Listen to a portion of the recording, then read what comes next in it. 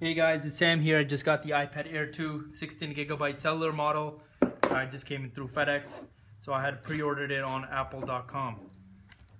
I got the gold one here, and in the box you get the iPad Air, you get the manuals, the same, the USB cable is the exact same as last year, the lightning cable, and then we also got the Apple charger. Struggling a little bit with it, but I'm gonna get it out. There we go.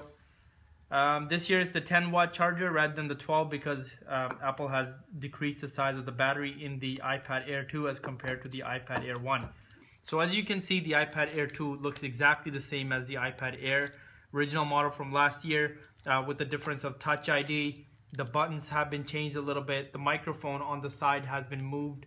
The microphone has been moved to the side and on the back near the camera lens, rather than being on the top right here.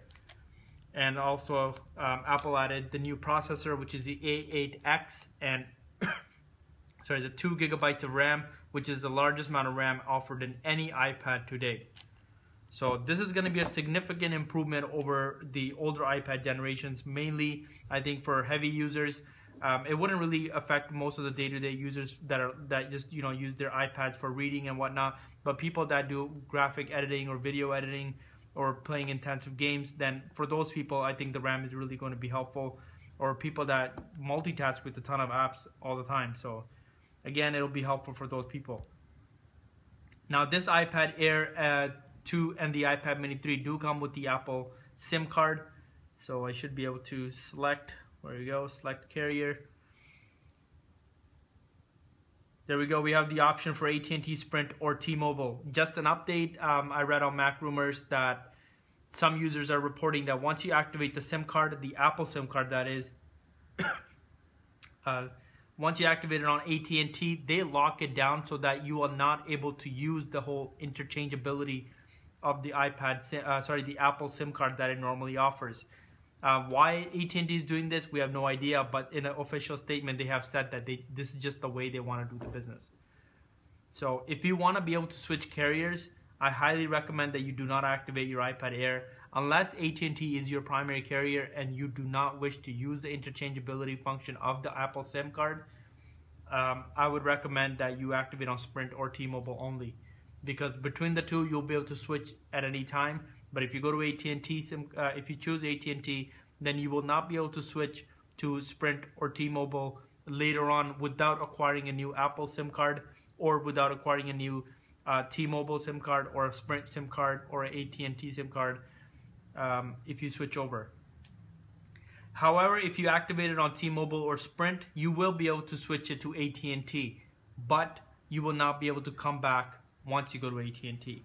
Now this iPad Air model, much like every other iPad model that has ever been released, it is factory unlocked. So if you want to use it on Verizon, all you have to do is go to a Verizon store, request for a nano SIM card, pop it in and activate on your Verizon data plan that you already have, or if you already have a nano SIM card from your older iPad with the data plan activated, you could just insert it into the iPad Air 2 and use the data.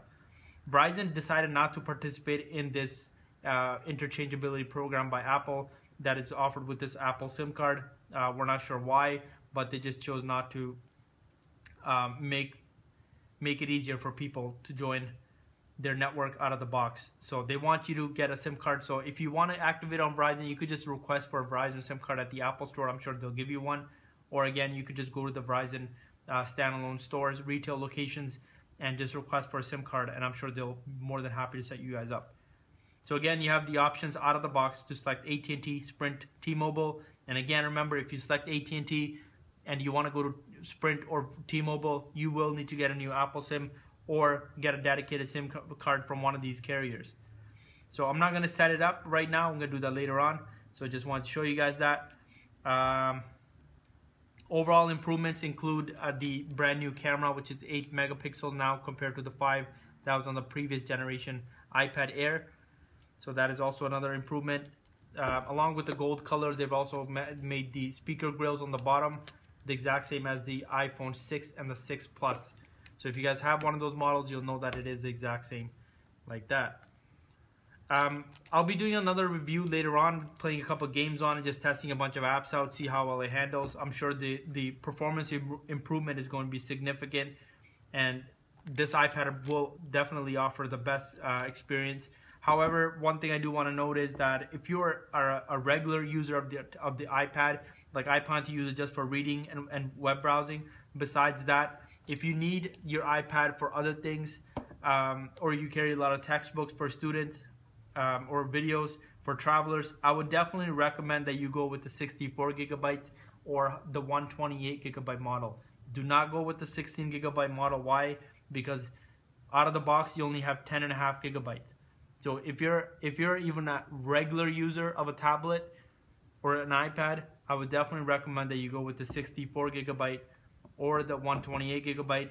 And the good thing this year is Apple dropped the 32 gigabyte model. So now that $599 for the Wi-Fi model, you will get the 64 for the price of the 32 last year, and the 128 for the price of 64 last year.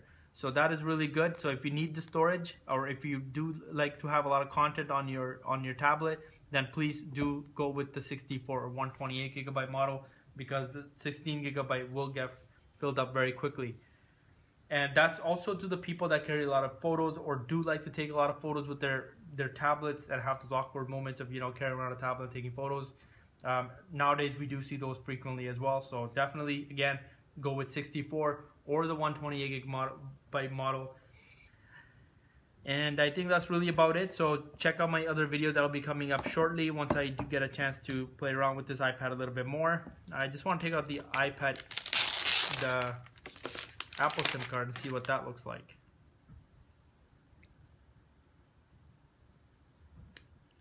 There we go. Okay, so we got the Apple SIM card right here. From the back, looks like any other SIM card, but on the front it has the Apple logo on it, and it has its own, I would say, like a serial number rather than an IMEI number.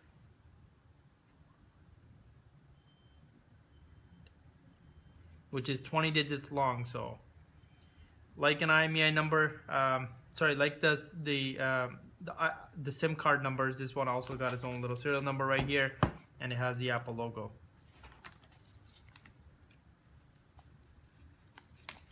Oh, and another thing I read online actually was that there's been some website that have been saying that it's an NFC chip in this iPad Air 2, which from reading online and from speculations is actually designed to store your credit card information for when you are going to be making purchases through applications or online using the iPad Air 2 when you authenticate the payments through Touch ID. So you'll still be able to add your credit cards through the passbook, or I don't know how they're going to do that with the there's no passbook application, but anyways, so when you add your credit cards, whatever way Apple will make that happen, you'll be able to make payments using your Touch ID on your iPad, but only on online purchases or through in-app purchases. You will not be able to take your iPad Air 2 and tap it on something to make payments at one of those NFC terminals that are seen at many retailers. I do want to note that the glare has decreased quite a bit on the iPad Air 2 as compared to the older generation. You could definitely notice that there's less glare on the screen. So that's another improvement. I think overall it feels really good. So that's about it, guys. Please check out my other video that'll be coming up soon with a couple of games and maybe some apps that I'll test out, see how well it handles. So if you guys have any questions or comments, please leave them below, and do rate and also subscribe to my channel and check out my other videos. Thanks for watching. We'll see you next time.